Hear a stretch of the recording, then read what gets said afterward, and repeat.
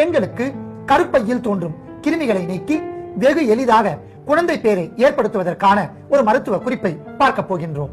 இந்த நோய் இருந்தால் அந்த பெண்களுக்கான அறிகுறிகள் என்னவென்று பார்க்கலாம். மாதந்தோறும் ஏற்படுகின்ற மாதவிடாய் பிரச்சனை அதிகரிக்கும். மூலிகை இலை, இலந்தை இலை. இலந்தை இலை பெண்களின் கருப்பையை சுத்தம் செய்கின்றன. கருப்பையில் தோன்றக்கூடிய புழு, திமிர் பூச்சிகள் இவைகளை சாகடித்து கருப்பையை தூய்மை அடைய செய்கின்றன. வெகு எளிதாக குழந்தை பிறப்பை ஏற்படுத்தும். இலந்தை இலை கைப்பிடி அளவிற்கு எடுத்து கல்வத்தில் சேர்க்கலாம். அடுத்ததாக மிளகு எண்ணிக்கையில் 6, பூண்டு பற்கள் எண்ணிக்கையில் 3 இவற்றை இடித்து விழுதாக்கி கொள்ளலாம்.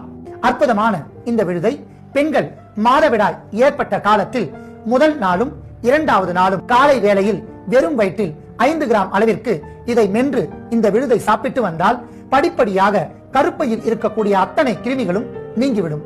கருப்பை சுத்தமடையும். வெகு எளிதாக குழந்தை பேறு ஏற்படும்.